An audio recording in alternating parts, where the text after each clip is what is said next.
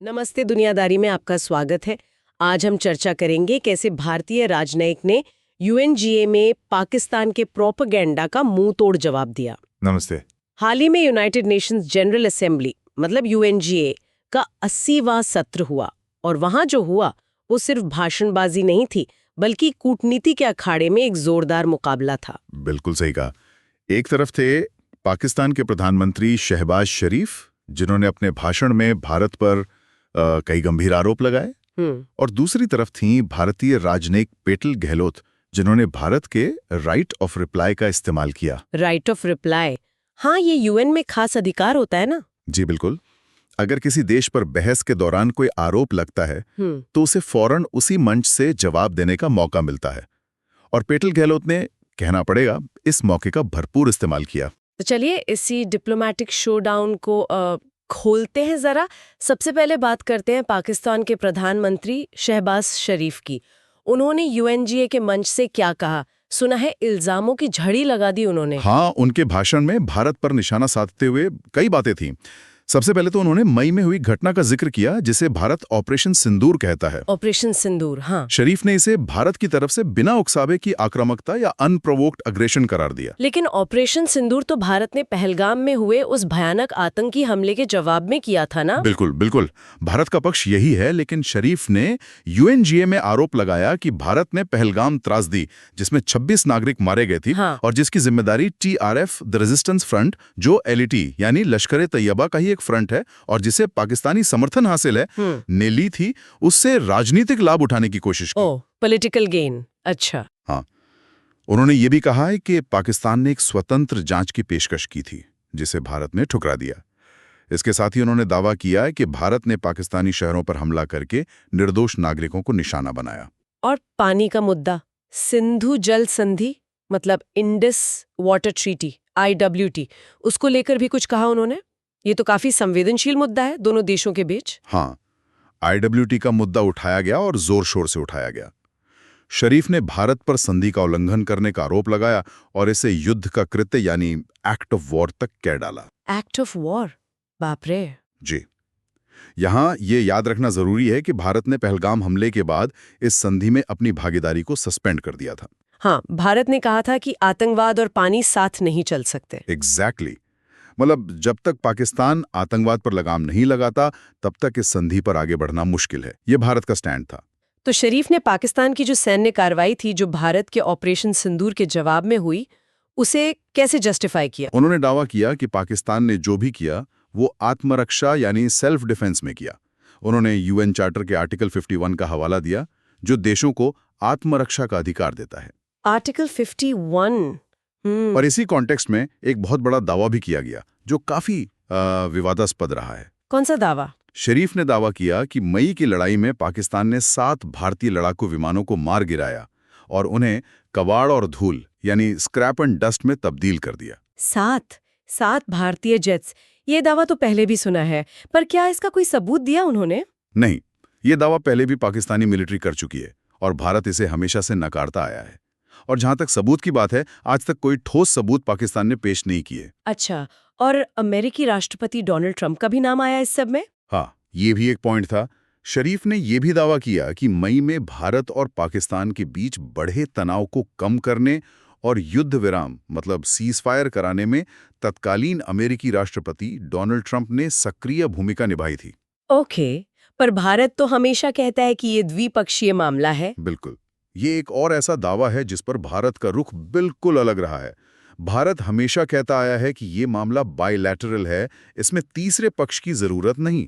और कश्मीर, उसके बिना तो शायद ही यूएनजीए में पाकिस्तान का कोई भाषण पूरा होता हो। आप बिल्कुल सही कह रही हैं। कश्मीर का मुद्दा उठाया गया। शरीफ ने जनमत संग्रह यानी प्लेबिसाइट के जरिए आत्मनिर्णय मतलब सेल्फ डिटर्मिनेशन के अधिकार की बात दोहराई और इसका समर्थन करने का वादा किया।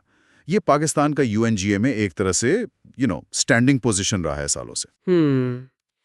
आतंकवाद पर क्या स्टैंड लिया शरीफ ने? क्योंकि भारत तो लगातार पाकिस्तान पर आतंकवाद को पालने पोसने का आरोप लगाता रहा है। शरीफ ने अपने भाषण में आतंकवाद की निंदा की, जैसा कि अक्सर किया जाता है, लेकिन उन्होंने पाकिस्तान को आतंकवाद के पीड़ित के तौर पर पेश करने की कोशिश की। अच्छा, विक्टिम कार्ड। हाँ, एक तरह से। उन्होंने आरोप लगाया कि पाकिस्तान खुद विदेशी ताकतों द्वारा समर्थित आतंकी समूहों का निशाना बन रहा है, और इसमें उन्होंने तहरीक तालिबान पाकिस्तान यानी टीटीपी और बलूचिस्तान लिबरेशन आर्मी BLA जैसे गुटों का नाम लिया। और एक हेट स्पीच वाला एंगल भी था शायद। हाँ, उन्होंने नफरत फैलाने वाले भाषण मतलब हेट स्पीच की निंदा की और धार्मिक सहिष्णुता की बात की। लेकिन साथ ही उन्होंने भारत पर निशाना साधते हुए कहा कि भारत का हिंदुत्व संचालित उग्रवाद यानी इंडियाज हिंदुत्व ड्रिवन एक्सट्रीमिज्म न सिर्फ भारत के अल्पसंख्यकों के लिए बल्कि पूरी दुनिया के लिए खतरा है। ओह, ये तो सीधा भारत के आंतरिक मामलों पर टिप्पणी हो गई। जी हाँ, यहाँ दिलचस्प बात यह है कि इन सारे आरोपों और तल्ख टिप्पणियों के बीच शरीफ ने पाकिस्तान का पक्ष एक शांतिप्रिय देश के रूप में भी रखने की कोशिश की। उन्होंने कहा कि पाकिस्तान की विदेश नीति शांति, आपसी सम्मान और सहयोग पर आधारित है। मतलब एक तरफ इतने सारे गंभीर आरोप, unprovoked aggression, act of war, Hindutva extremism, और दूसरी तरफ शांति और बातचीत की पेशकश। ये रणनीति थोड़ी कंफ्यूजिंग नहीं लगती? कूटनीति में अक्सर ऐसा देखने को मिलता है। इसे आप एक मल्टी प्रोंग स्ट्रैटेजी कह सकते हैं, मतलब हर तरह से अपनी बात रखना।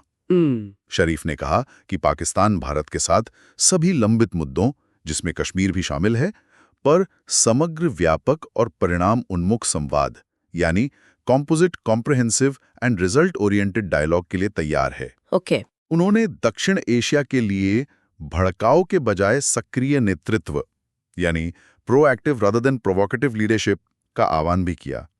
और शायद सबसे चौंकाने वाला बयान था कि पाकिस्तान ने युद्ध जीत लिया है, वन द वॉर, और अब शांति चाहता है। युद्ध जीत लिया है, ये बयान तो वाकई में काफी बोल्ड है, खासकर उन परिस्थितियों में जब जमीनी हकीकत कुछ और इशारा कर रही थी। जाहिर है भारत इस पर चुप नहीं बैठा होगा। पेटल गहलोत ने राइट ऑफ रिप्लाई का इस्तेमाल किया। उनका जवाब कैसा था? उनका मुख्य संदेश क्या था? पेटल गहलोत का जवाब बेहद सधा हुआ, तथ्यात्मक और कह सकते हैं तीखा था।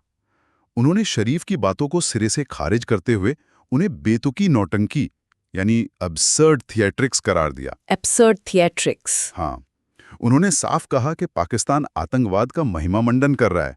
उनका एक वाक्य बहुत पावरफुल था, कोई भी ड्रामा और कोई भी झूठ तथ्यों को छुपा नहीं सकता। No degree of drama and no level of lies can conceal the facts. हाँ, बिल्कुल। उन्होंने कहा कि UNGA जैसे मंच का इस्तेमाल झूठ फैलाने और दुनिया को गुमराह करने के लिए नहीं किया जाना चाहिए। आतंकवाद के महिमा मंडन वाले आरोप का जवाब उन्होंने कैसे दिया? ये बहुत क्रूशल पॉइंट है भारत पाकिस्तान संबंधों में। बिल्कुल। गहलोत ने कहा कि आतंकवाद तो पाकिस्तान की विदेश नीति का केंद्र बन चुका है, central to their foreign policy. उन्होंने याद दिलाया कि कैसे इसी साल 25 अप्रैल को UN सिक्योरिटी काउंसिल में पाकिस्तान ने पहलगाम नरसंहार के जिम्मेदार आतंकी गुट द रेजिस्टेंस फ्रंट TRF को बचाने की पुरजोर कोशिश की थी जब उसे प्रतिबंधित करने का प्रस्ताव आया था। उन्होंने कहा कि TRF लश्कर-ए-तैयबा का ही एक मुखौटा है जिसे पाकिस्तानी स्टेट का समर्थन प्राप्त है। और उसामा बिन लादेन वाला मामला भी उठाया गया। हाँ, उस शर्मनाक प्रकरण को भी याद दिलाया गया। गहलोत ने कहा कि ये वही पाकिस्तान है जिसने अल-कायदा के सरगना उसामा बिन लादेन को एबटाबाद में सालों तक पनाह दी। खिलाफ लड़ाई में अमेरिका का सहयोगी होने का नाटक कर रहा था। उन्होंने ये भी कहा कि हाल ही में पाकिस्तान के कुछ मंत्रियों ने खुद कैमरे पर माना है कि वे दशकों से आतंकवादी शिविर चला रहे हैं। अरे हाँ, ये बयान तो आए थे। जी, गहलोत ने कहा कि ये दोहरापन, ड्यूप्लिसिटी प्रधानमंत्री के स्तर तक जारी है। और ऑपरेशन सिंदूर के दौरान मारे गए आतंकवादियों का क्या? शरीफ तो कह रहे थे कि निर्दोष नागरिक मारे गए। गहलोत ने इसका भी खंडन किया। उन्होंने ऑपरेशन सिंदूर के दौरान बहावलपुर और मुरीद के जैसे जाने माने आतंकी ट्रेनिंग कैंपों पर हुए हमलों का जिक्र किया और कहा कि वहां मारे गए आतंकवादियों की तस्वीरें सार्वजनिक रूप से उपलब्ध हैं, पब्लिक डोमेन में हैं। अच्छा, सबूतों के साथ बात की उन्होंने। हाँ, उन्होंने इस बात पर भी जोर दिया कि कैसे पाकिस्तान के वरिष्ठ सैन्य और नागरिक अधिकारी खुलेआम कुख्यात आतंकवादियों का महिमा मंडन करते हैं। उन्होंने उदाहरण दिया कि कैसे लश्कर-ए-तैयबा के आतंकवादी हाफिज अब्दुल रऊफ, जो हाफिज सईद का रिश्तेदार है, उसने मुरजीन के मारे गए लेटी कैडर्स के लिए सार्वजनिक रूप से नमाज जनाजा पढ़ी और उसमें पाकिस्तानी सेना के अधिकारी भी शामिल हुए थे। ये दिखाता है कि स्टेट मशीनरी और आतंकी गुटों में कैसी सांठगांठ है, कैसा नेक्सस है। अब आते हैं शरीफ के उस दावे पर कि पाकिस्तान ने 7 भारतीय जेट मार गिराए। इस पर भारत का क्या स्पेसिफिक जवाब था? बटल गहलोत ने शरीफ के इस दावे को विचित्र यानी बाजार बताया। बिजार, हाँ। उन्होंने कहा कि फैक्ट्स बिल्कुल क्लियर हैं। 9 मई तक तो पाकिस्तान भारत पर और हमले करने की धमकियां दे रहा था, लेकिन 10 मई को हालात बदल हैं। गहलोत ने कहा कि 10 मई को पाकिस्तानी सेना ने भारत से सीधे लड़ाई रोकने की गुहार लगाई। Pleaded directly for a cessation to the fighting. गुहार लगाई, प्लीडेड। लेकिन क्यों? गहलोत के अनुसार इसका कारण था भारतीय सेना द्वारा कई पाकिस्तानी हवाई अड्डों को पहुंचाई गई तबाही। उन्होंने कहा कि इस नुकसान की सैटेलाइट तस्वीरें और अन्य सबूत मौजूद हैं और सार्वजनिक भी किए गए हैं, जिनमें नष्ट हुए रनवे, जले हुए हैंगर और अन्य सैन्य ठिकाने साफ देखे जा सकते हैं। जैसे कौन से एयरबेस? खासतौर पर रावलपिंडी के नूर खान एयरबेस, रहीम यार खान एयरबेस के रनवे और कुछ रडार साइट्स का जिक्र आता है जिन्हें नुकसान पहुंचा था। इसका एविडेंस पब्लिक डोमेन में है। तो फिर शरीफ के जीत वाले दावे का क्या हुआ? गहलोत ने इस पर तीखा कटाक्ष किया। उन्होंने कहा, अगर नष्ट हुए रनवे और जले हुए हैंगर जीत जैसे दिखते हैं तो पाकिस्तान इसका आनंद लेने के लिए स्वतंत्र है। If destroyed runways and burnt out hangars look like victory, Pakistan is welcome to enjoy it. हाँ, ये तो जबरदस्त जवाब था। हाँ, उन्होंने साफ किया कि भारत ने सिर्फ अपने लोगों की रक्षा करने और पहलगाम हमले के अपराधियों को न्याय के कटघरे में लाने के अपने अधिकार का प्रयोग किया था। और हाँ, उन्होंने ये भी याद दिलाया कि भारतीय वायुसेना IAF पहले ही कंफर्म कर चुकी है हाँ। कि ऑपरेशन सिंदूर के दौरान भारत ने पाकिस्तान के 5 लड़ाकू जेट और 1 AEWNC विमान को मार गिराया था, जैसा कि air chief marshal AP Singh ने घोषित किया था। 5 फाइटर जेट और 1 AEWNC। ये तो बिल्कुल उल्टी बात हो गई जो शरीफ कह रहे थे। बिल्कुल। अब शरीफ ने बातचीत की पेशकश भी की थी, हाँ। तो उस पर भारत का क्या स्टैंस था? क्या कोई कंडीशंस रखी गईं? हाँ, भारत ने बातचीत की पेशकश को सिरे से खारिज नहीं किया, लेकिन बहुत स्पष्ट शर्तें रखीं। गहलोत ने कहा, अगर प्रधानमंत्री शरीफ बातचीत के लिए वास्तव में गंभीर है तो रास्ता साफ है। पाकिस्तान को तुरंत सभी आतंकवादी शिविर बंद करने होंगे और भारत को वांछित आतंकवादियों को सौंपना होगा। मतलब गेंद वापस पाकिस्तान के पाले में। टेररिज्म बंद करो, आतंकियों को सौंपो, फिर बात होगी। बिल्कुल, ये एक तरह से भारत ने साफ कर दिया कि पहले एक्शन फिर डायलॉग। और ट्रंप की मध्यस्थता वाले दावे का क्या जवाब दिया भारत ने? इस पर भारत ने अपना पुराना और कंसिस्टेंट स्टैंड दोहराया। गहलोत ने स्पष्ट किया कि भारत और पाकिस्तान के बीच किसी भी लंबित मुद्दे को द्विपक्षीय रूप से यानी डायरेक्टली आपस में ही सुलझाया जाएगा। बिलैटरली। हाँ, किसी तीसरे पक्ष के लिए कोई जगह नहीं है। ओके। उन्होंने ये भी साफ किया कि मई में जो युद्ध विराम हुआ था वो दोनों देशों की सेनाओं के directors general of military operations मतलब DGMOs के बीच सीधी बातचीत के बाद तय हुआ था, न कि किसी तीसरे पक्ष की मध्यस्थता से। ओके। तो ट्रंप वाली बात को भी खारिज कर दिया। सिंधु जल संधि IWT के निलंबन पर भारत ने क्या सफाई दी? शरीफ ने तो इसे एक्ट ऑफ वॉर कहा था। गहलोत के भाषण में IWT का सीधा विस्तृत उल्लेख नहीं था, लेकिन जो संकेत दिए गए और जो बैकग्राउंड कॉन्टेक्स्ट है उससे ये साफ है कि भारत ने संधि के निलंबन को सीधे तौर पर आतंकवाद से जोड़ा है। अच्छा। सूत्रों के अनुसार भारत ने पहलगाम हमले के बाद ये कदम उठाया था और संधि की बहाली को इस बात से जोड़ा है कि पाकिस्तान सीमा पार आतंकवाद और हिंसा के खिलाफ ठोस वेरीफाइबल कदम उठाए। भारत का संदेश है टेरर एंड टॉक्स या कह लें terror and water can not go together. ये स्टैंड तो भारत का काफी समय से है। शरीफ ने हेट स्पीच और हिंदुत्व का मुद्दा भी उठाया था। भारत की प्रतिक्रिया इस पर क्या थी? पेडेन गहलोत ने इसे बेहद विडंबनापूर्ण मतलब आयरॉनिकल बताया। उन्होंने कहा कि ये कितनी बड़ी आयरनी है कि एक देश जो खुद नफरत, कट्टरता और असहिष्णुता में डूबा हुआ है, वॉलोइंग इन हेट, बिगेट्री एंड इंटॉलरेंस, वो UNGA जैसे वैश्विक मंच पर दुनिया को आस्था और धर्म के मामलों पर उपदेश दे रहा है। उन्होंने इशारों में कहा कि पाकिस्तान को दूसरों पर उंगली उठाने से पहले आईने में झांकने की जरूरत है। सही बात है। और वहाँ के राजनीतिक और सार्वजनिक विमर्श मतलब डिस्कोर्स को देखना चाहिए जो उसकी असली कट्टरपंथी प्रकृति को दर्शाता है। उन्होंने पाकिस्तान में अल्पसंख्यकों की स्थिति का भी परोक्ष रूप से हवाला दिया। तो अंत में आतंकवाद को लेकर भारत का ओवरऑल मैसेज क्या था? लगता है भारत ने काफी कड़ा रुख अपनाया है। बिल्कुल, गहलोत ने भारत का रुख पूरी तरह स्पष्ट कर दिया। आतंकवाद पर जीरो टॉलरेंस। उन्होंने कहा कि आतंकवादियों और उनके प्रायोजकों मतलब स्पॉन्सर्स के बीच कोई भेद नहीं किया जाएगा। दोनों को जवाबदेह ठहराया जाएगा। स्पॉन्सर्स को भी। हाँ, दोनों को। एक बहुत महत्वपूर्ण बात उन्होंने कही कि भारत परमाणु ब्लैकमेल, न्यूक्लियर ब्लैकमेल के आगे नहीं झुकेगा। ये पाकिस्तान के न्यूक्लियर डेटरेंस की तरफ एक इशारा था। ये जरूरी पॉइंट है।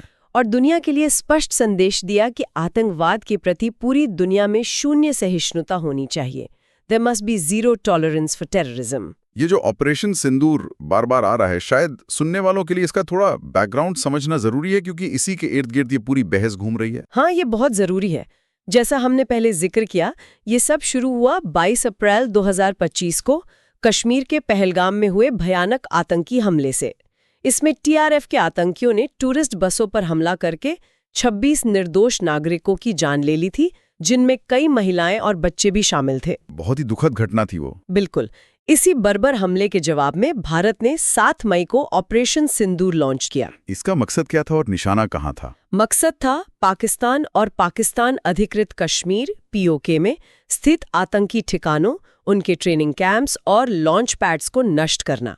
भारत ने कहा कि उसने सटीक खुफिया जानकारी, मतलब प्रिसाइज इंटेल के आधार पर ये हमले किए, और इन हमलों के सबूत के तौर पर भारत ने हाई रेजोल्यूशन सैटेलाइट तस्वीरें और वीडियो भी जारी किए। अच्छा, सबूत भी दिए? हाँ, जिनमें पाकिस्तानी सैन्य ठिकानों और आतंकी कैंपों को हुए नुकसान को दिखाया गया था। जैसे कि कौन से ठिकाने? सबूतों में रावलपिंडी के नूर खां एयरबेस पर हमले के बाद लगे आग, रहीम यार खान एयरबेस का क्षतिग्रस्त रनवे, कुछ रडार साइट्स, गोला बारूद डिपो, कमांड सेंटर शामिल थे। इसके अलावा लश्कर-ए-तैयबा के मुरिद के और जैश-ए-मोहम्मद के बहावलपुर स्थित मुख्यालय जैसे बड़े आतंकी परिसरों पर भी हमलों के सबूत जारी किए गए थे। और इस ऑपरेशन का नतीजा क्या निकला? कितने आतंकी मारे गए? भारत के अनुसार इस ऑपरेशन में 100 से ज्यादा आतंकवादी मारे गए, जिनमें एलईटी, जैश-मोहम्मद, जेएम और हिजबुल मुजाहिदीन जैसे गुटों के आतंकी शामिल थे। 100 से ज्यादा? जी हाँ। इसके बाद पाकिस्तान ने जवाबी कार्रवाई की कोशिश की, ड्रोन्स और मिसाइलों का इस्तेमाल किया, लेकिन भारतीय सेना ने उन्हें नाकाम कर दिया, थ्वॉट कर दिया, और फिर और सटीक हमले किए। और ये तनाव खत्म कैसे हुआ? ये करीब 4 दिन चला। तनाव तब खत्म हुआ जब 10 मई को पाकिस्तानी सेना ने डीजीएमओ लेवल पर भारत से संपर्क करके युद्ध विराम का अनुरोध किया, जैसा कि पिटल गहलोत ने भी यूएनजीए में बताया। अच्छा, तो पाकिस्तान ने सीज फायर मांगा था? भारत का यही कहना है, और भारत ये भी कहता है कि इस ऑपरेशन ने न सिर्फ आतंकियों को सबक सिखाया, बल्कि पाकिस्तान के उस आतंकी ढांचे को भी बेनकाब किया जिसे वो लगातार नकारता आया है। तो ये थी पूरी कहानी यूएनजीए में हुए इस कूटनीतिक घमासान की। शहबाज शरीफ के आरोप और दावे, और फिर पिटल गहलोत का बिंदुवार सबूतों के साथ उनका खंडन।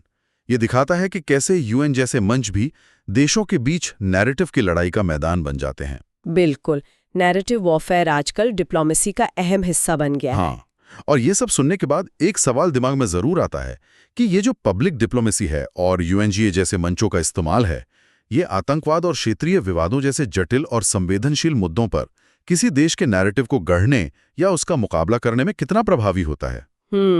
मतलब क्या इससे जमीन पर कुछ बदलता है? हाँ, क्या इन भाषणों और जवाबों से जमीनी हकीकत में कोई बदलाव आता है, या ये सब ज्यादातर अपनी घरेलू जनता, मतलब डोमेस्टिक ऑडियंस को संदेश देने या फिर अंतर्राष्ट्रीय स्तर पर बस चेहरा बचाने की कवायद होती है? इस पर सोचने की जरूरत है। बिल्कुल, ये एक अहम सवाल है। ठीक है, तो हमें उम्मीद है कि आपको हमारी आज की चर्चा पसंद आई होगी। जियोपॉलिटिक्स विषयों पर ऐसी और गहरी पड़ताल के लिए हमारे चैनल को सब्सक्राइब करें। धन्यवाद। जय हिंद। धन्यवाद। जय हिंद।